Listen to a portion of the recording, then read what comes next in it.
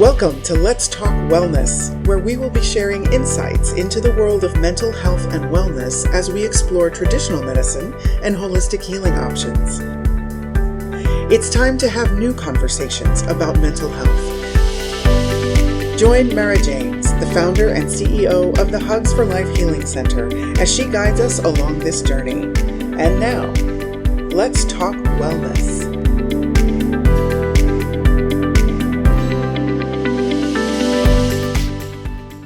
Welcome to Let's Talk Wellness. I'm your host, Mara James, and I want to say thank you for joining us for today's conversation. During Let's Talk Wellness, we focus on healing, understanding, growth, and spirituality. This is part of the Hugs for Life Healing Center, a subsidiary of the nonprofit called Extraordinary Lives Foundation, where we are devoted to supporting mental health awareness and providing resources for children and their families. As the founder of these organizations, I have the great joy of collaborating with an amazing team of people to help bring healing to children and their families around the world. You can find out all of our information at elfempowers.org, and you can find that link in the show information. Now, let's talk wellness with our guest, Jenna Gerstner. Sorry, I keep thinking it rhymes with first and Jenna. So Jenna is a healer and spiritual counselor and the creator of Luminary Pulse. Welcome, Jenna. Thanks, Mara. Hi. Thanks for being here today. Thanks for having me. So many questions for you. My first one is, how did you get into doing this line of work? How old were you when you first started? I've always, even as a kid, I've always been connected, definitely in nature, definitely connected with nature. But it was in college and graduate school that I realized that becoming a healer was something I wanted to do. And I've seen what she's done, and I wanted to continue in that direction as well. And you were in graduate school studying for what? I was actually studying speech pathology. So I realized that traditional treatments take a long time, and I realized there was a much quicker way I could heal people and bring more light. And this healing that I do is that way for me. Beautiful. And so you're the creator of Luminary Pulse. Can you tell us a little bit about that? Yeah, a luminary is a person that inspires. And so that's always been my goal, is to bring and anchor light into the world with people through inspiring them to do acts of kindness, to take care of themselves, to love themselves, to heal. And so Luminary Pulse brings those things to people, but also we've done events, healing places where racism has happened, bringing communities together. That is part of the goal of what we do with Luminary Pulse as well. Oh, that's beautiful. So bringing racism, clearing that sounds beautiful and magical. How does that work? Well, I was at a park in Mission Viejo, and there were swastikas written all over the park, and it didn't feel good. And I contacted the city of Mission Viejo, and they said, "No, we've already cleaned this up." And I said, "No, it's still there." And so we realized that it had been redone, and so that was more than just like a one-off. So I contacted community members from temples, mosques, churches, and we came together with help of several other people. It wasn't just me involved in this, coordinating it, but community leaders got on board, and even we had House representatives there. I think Mimi Walters sent some of her people back in the day, and Mission Viejo City Council were there as well, and we were able to come together and really bring light and say some beautiful things, and just it shifted the light of the space. And it's such a beautiful park now. It's Pavillon Park in Mission Viejo. If you ever have a chance to go, I would recommend it. Absolutely. And so you kind of did some energy work to help bring more love and light to the park. Is that correct? Correct. That's beautiful. Wow. Okay. So then tell us about the work. I know that you've studied similar to what your mom does. So can you share with our friends what that entails? Yeah, so I actually, after shifting out of speech pathology, I went back and I studied counseling psychology. And I ended up not getting the license because I wanted to do more of the spiritual path. And since 2004, I'd been training with Ellen Kaufman Dosick. She's an LCSW out in La Costa, California.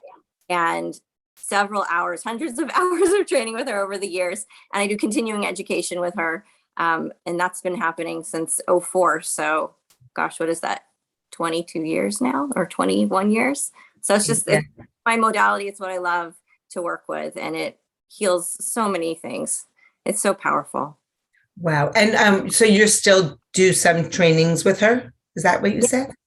Just signed up to continue in January for 6 more months of continuing ed. So that's beautiful. And when you're doing your training work, actually, are you doing self-healing work also, or is that not part of it? I mean, there's always a benefit. You get to use yourself as the guinea pig and practice the beautiful processes and be part of that energy first, but it's more for clients. So it's counselors, it's people from all over the world that I connect with. A lot of rabbis are part of the call as well, and spiritual healers. People from Europe, England, Israel, South America. It's amazing to be part of it. Wow. But so is it, I understand a rabbi created it. Is it a Jewish type of healing, the soul memory discovery? It wasn't a rabbi. She's an LCSW. I'm sorry. She's not a rabbi. She's an LCSW. She was married to a rabbi. Oh, that's it. Okay.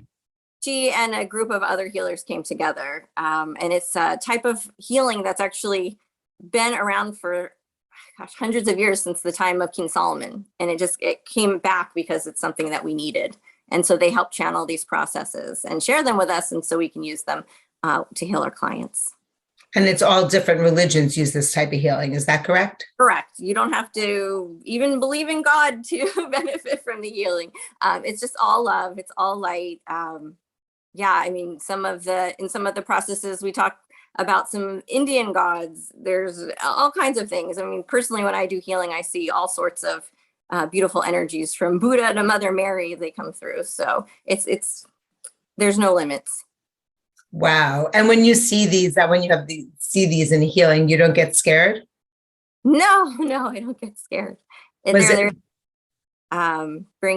their energy, share their power to nurture whoever needs it. When I work with people with fertility problems, a lot of times Mother Teresa comes in. I would say this month, actually, she came in to help one of the clients. So and I'm Jewish and I have Mother Teresa coming through. So it doesn't matter. It's all love. And they're these beautiful souls and beings that want to come through. So. Oh, I love that. So let's talk about, because I know I referred a couple of clients to you with infertility issues.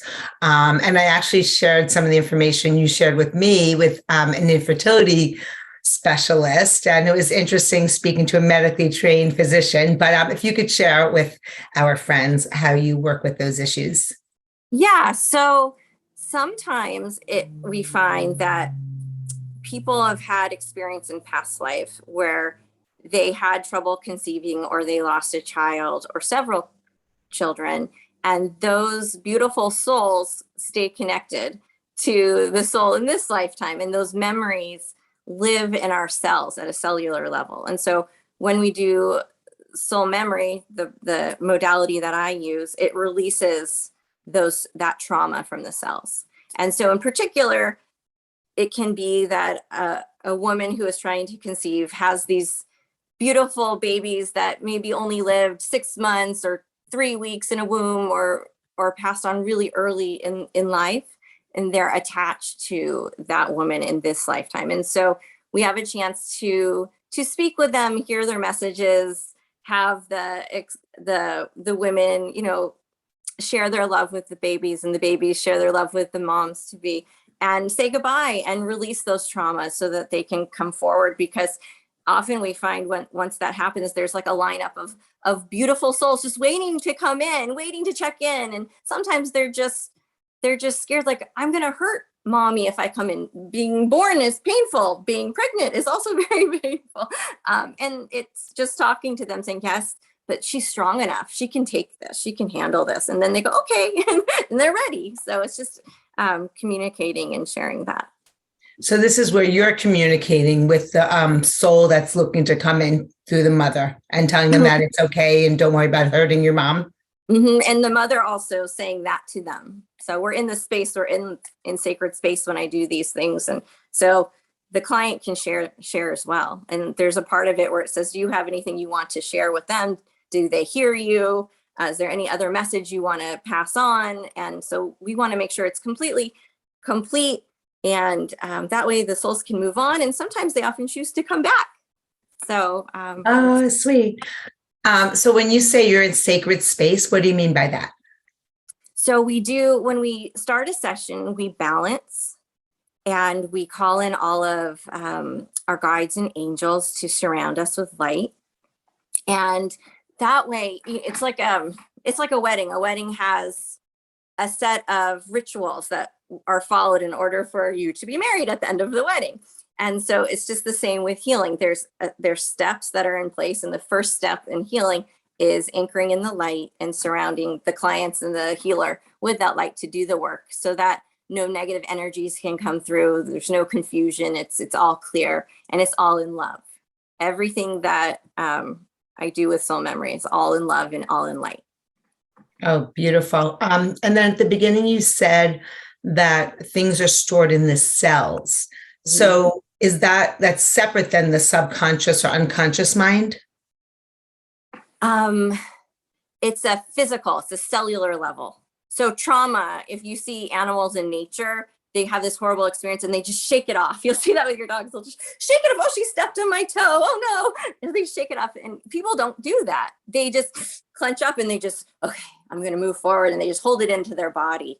And so we release that tension. We release that through the healing processes. Wow. So when something happens, what advice do you give to people that how to, like when they're experiencing some type of trauma, like how to release it immediately so it doesn't get stored in the body? That's a great question. I think after the trauma happens, it's a good time to check in, balance, open space, and find out what healing processes need to be done in order to rebalance the client. So it's not something like that a client, like a person can just do themselves, like this happened and like how the animal just shook it off, they could just shake it off. It sounds like it's a deeper process than that. I think in my experience, something like Paralandra essences would be good for like in the moment. And I can't remember the woman's name, but I can look it up and you can post it on your site. She does something really well with trauma. It's like right in the moment. And I've bought some of her Paralandra essences. It's like, it's an emergency essence and take it within like 20 minutes of this happening. So soul memory is more of releasing trauma that's either been passed down through generations. You've taken on someone else's issues. People have beings attached to them or they're being messed with. They have curses. Also things like cancer, or I have a lot of folks that they have cysts in their body they need release. So it's really a whole bunch of things, but it doesn't necessarily have to all be past life.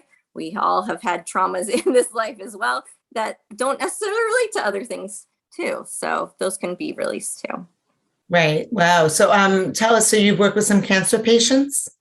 I have. When I was doing my several hours of, like, I would consider it a practicum, my practicum time for this. I would consider him at like a hospice level. So it was more about like letting go of old things and being able to transition with ease and being at peace. So more of the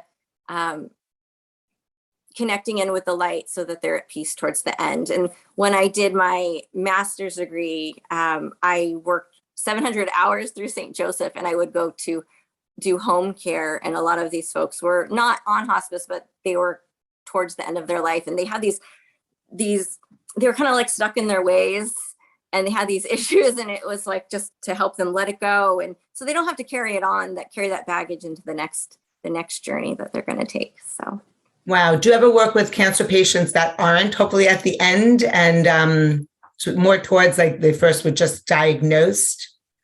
I've worked with people who've had cysts that are like, I would say like more of things that block like fertility, and those have dissolved, different pains in the bodies or tics, anxiety. Like I had a patient, she was picking a lot with her body. She couldn't stop it. It was related to anxiety, but it was also physical. and that cleared away real quickly.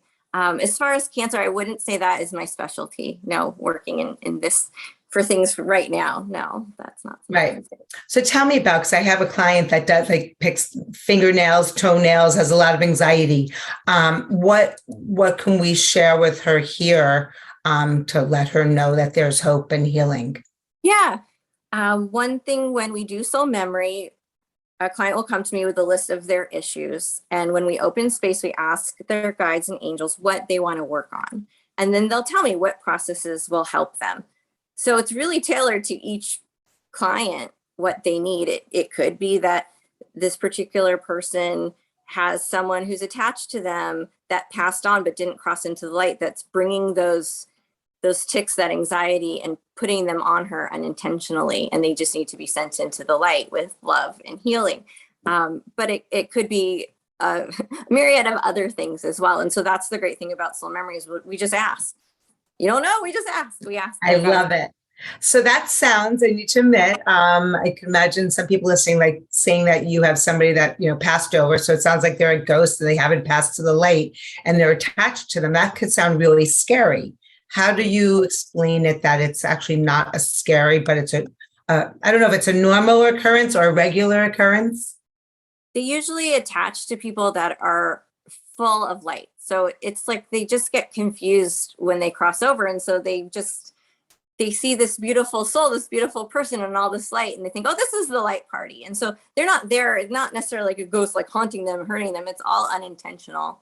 And we just explain to them, you've left your body. It's time to move on. And we send them into the light. We call in all of these angels. It's a beautiful process. It's not scary. They're not being haunted. And when they're released, it's like you're finally yourself without these things on you. It's like, whoa, I haven't been me in so long, and get to find out. And sometimes when people have these attachments, they start acting out like things that aren't even them. It's more of the soul that passed over. Is that correct? They can, they can block a lot of light coming through. It's kind of like they're holding up an umbrella and they're not getting enough sunlight because this umbrella or this other soul is kind of, they're taking up all the light from them. And so explain that to a 10-year-old, what that means with the umbrella and the light. Sorry. So there's just a lot of distractions. So like a little kid that might talk to spirits, this is different than having something attached to them. So kids often go, I've had to do some clearings on kids' rooms in the past, many clearings, because they're talking to things. And if they get scared, that's different than maybe there's someone in their room that needs to be sent to the light. But we have guides and angels and master guides. A lot of us have guides, and kids are closer to the beginning where they just came from God and the light. And so they're very much still connected, and they're open to seeing those things. And those aren't going to hurt them in any way. They're there to, watch over them and be there with them. Well, it's so funny you're saying this, because I have a friend and she was saying that her husband was putting their 1.5-year-old to sleep I think it was last night. And the father saw the boy waving and saying hi. And he clearly saw something that the father wasn't seeing. Yeah, definitely. That happens a lot. But sometimes it could be positive, and sometimes, kids get scared. Are they seeing different things versus it's just different ages that it's occurring? Right. So things can come into houses. So sometimes you have guests over and they follow people in and they go, oh, I'm going to stay. And so then a kid might be seeing this energy that needs to be sent to the light. So that is something I do, as well as I do space clearings. So I've gone to people's houses, their businesses. I'll clear each room and then put a full cleanse on so that it's protected for the future as well. So that's something. And because of COVID and just because of people are all over the country and the world, I do it over FaceTime as well. And so I just have the client walk in the room and ask, and we check, and then we say the process there, and they go into the light. Wow. Cupboards, garages, we check cars, we check it all. So that is amazing. We are going to take a quick break, and when we come back, I have so many more questions, and we want to hear about other types of clients that you work with. And so stay tuned. We'll be right back. In these shifting and changing times, more and more lives are being impacted by mental health. The Extraordinary Lives Foundation, also known as ELF, is transforming the way people view and navigate mental health challenges. Their mission is to improve children's mental health and wellness and support families by providing educational tools, resources, and awareness events. ELF encourages families to recognize symptoms, overcome the stigma, and reach out for help. Through prevention, early intervention, and holistic treatment, we believe many of the big problems facing today's youth can be transformed within a generation. Extraordinary Lives Foundation is excited to offer the Hugs for Life Healing Center, growing a worldwide network of approved holistic healers and bridging the gap between traditional and complementary healing options. Visit the Extraordinary Lives Foundation website at www.elfempowers.org to find out more about their resources and events. Together, we can change the conversation around mental health.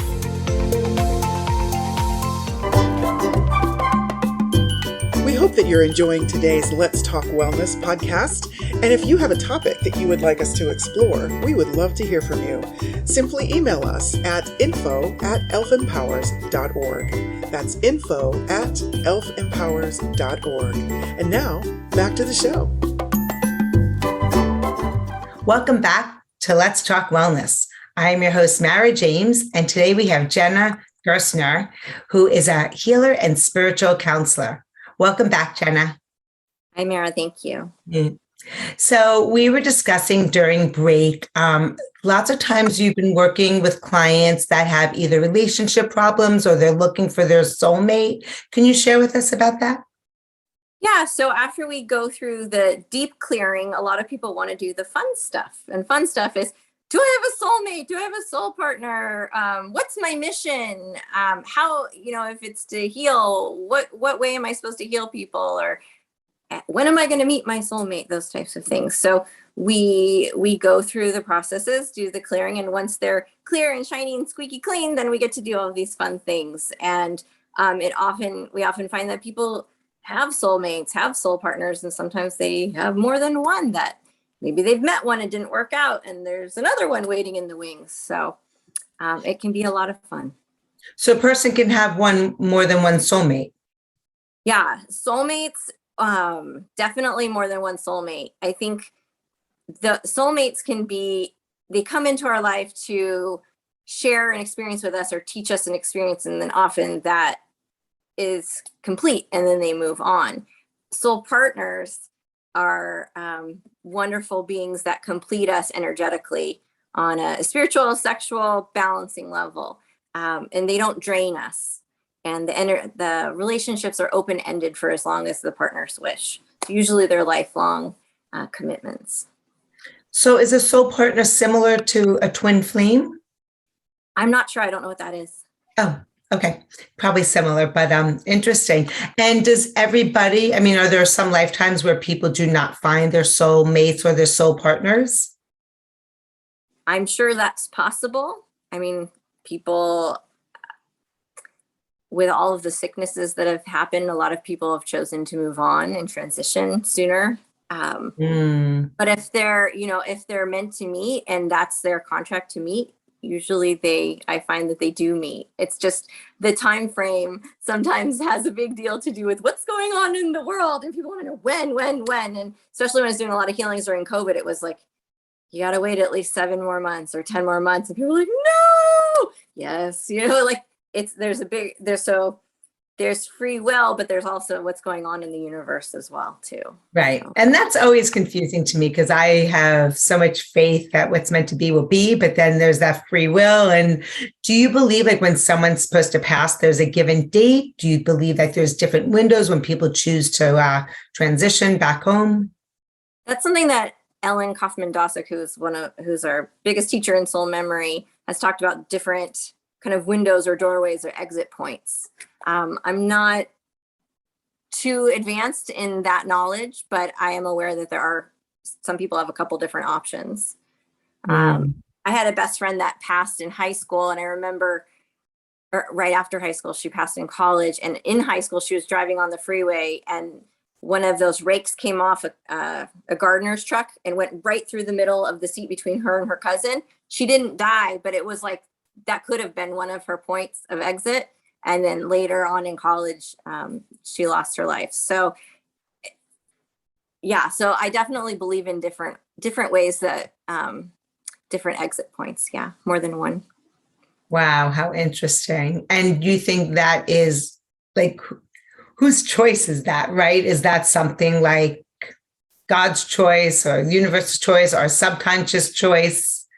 And that might be, is that? These are very big questions. I don't know.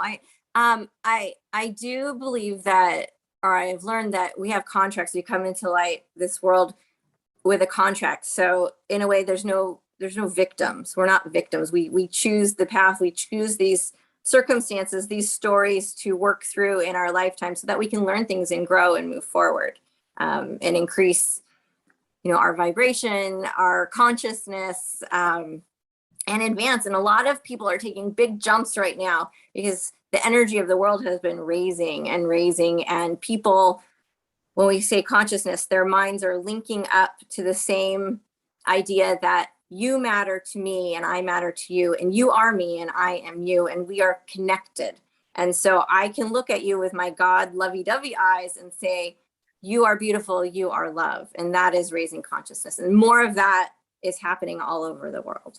Right. And I think that's where the big F word, forgiveness, comes in, where like when something really, really bad happens, if somebody does something to your child or to you, and it's really hard to forgive, but when you could really look at them like that, they're also part of that, like God consciousness and that oneness. Definitely Right. one of the biggest challenges, I think, in all of our lives. I think I've made it to the other side with some of my abusers. But yeah, I know a lot of people are like, why would somebody ever choose this for themselves? Or why would I choose this for myself? And then they stay in that victim mode. They don't move forward. Right. And there's also ones that are part of like a group kind of trauma, group incidents, like 9/11. Those folks in those towers, they had that experiences. It's sad when talking about now, but they had a contract to do that. And in doing that, it shifted the consciousness of the world. All those people passing raised the love vibration of us caring about this, coming together. There is a process that I do with soul memory that if a person keeps feeling like they're being drawn into the tornado, we can say, no, I don't want to be part of this group of tornadoes anymore. And we can change that path and release it. So they don't have to do that. They don't have to be experiencing that. And when you say the tornado, from this life or including past lives? This life, this collective experience of life. And so often I find like people say, I was cut off today, I tripped, I lost my keys, like so many different things are happening. They're usually something is bigger is at work. And so it's like, okay, we need to just do this clearing real quick for you. Right. So we talk a lot about past lives. You and I believe in them. A lot of people don't. Whether or not somebody believes in it, does it matter how you could clear a past life issue? You don't have to believe in any of it, but you do have to be okay and give permission for the process. So it's not, I can't say I can go clear your sister without permission. I have to have the client's permission. They have to be opened to the process, but they don't have to necessarily believe in it, or they don't have to believe in it, which is great. So it can be any religion, no religion, it doesn't matter. It's all just love. So most people believe in love, and that's pretty universal. Wow. Yeah, I hope so. I hope that they believe, right? So I have a big question, heavy question, because we both also happen to be Jewish, and I don't mean to push anyone's buttons, but you talked about 9/11, and I want to bring it back to the Holocaust. So was the Holocaust, would you say, similar to 9/11?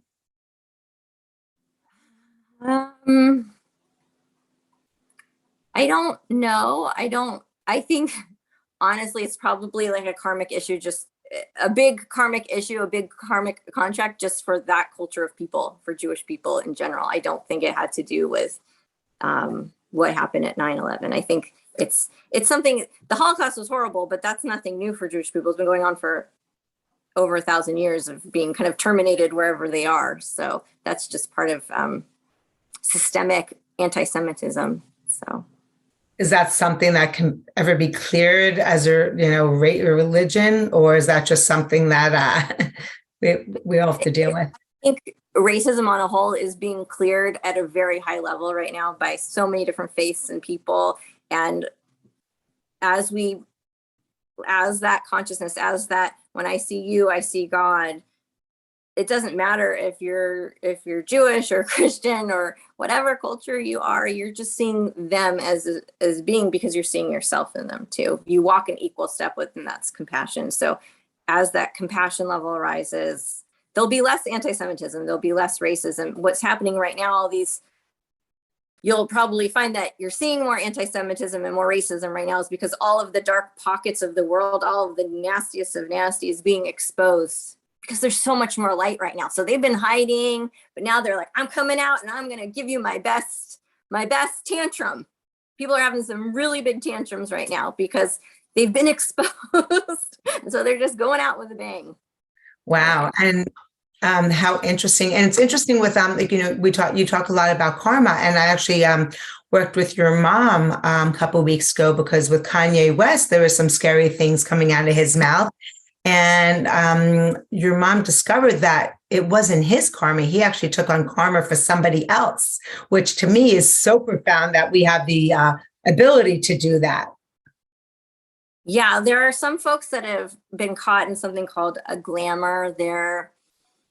A lot of people have been taken down these rabbit holes of conspiracy theories or beliefs that you would never say this is true. And they're just following these like crazy, wild ideas right now. And so there is a process in what we do that releases people from those weird ideas. I mean, I had one client that came to me, she's like, yeah, I've been reading this stuff online and I was going to invest more into it. And I've been, taking it on and following these videos and going, I'm not really sure, but okay, because they're looking to grab onto something. Mm. Do you think they're looking to grab on because they're living in fear or uncertainty? What's driving that? I think a lot of people have been so desperate, they've been in a cave through the times of COVID and looking to connect and finding different ways than they usually would have to connect. And sometimes these ways seem like wonderful, exciting ways, but there's some dark energies behind them. And so it's kind of building the client up strong enough that they can see the difference with their own eyes. Because they've kind of been so low for so long, not knowing what to grab onto. Right. Wow. Unbelievable. I want to get back to what you were discussing with the soulmates and soul partners. So how, when you're working with somebody, do you see who their soulmate or soul partner is, and how does that all work? Sometimes I'll see like, oh, they work with their hands, or, they might be like a construction, working in construction or architect, something like that. Or they'll show me they also have a kid too. A lot of times I work with people, they've been divorced, they have a kid, but that's not they weren't with their soul partner, they're still looking. And so it's kind of like, finding the person for them, where they're going to find them.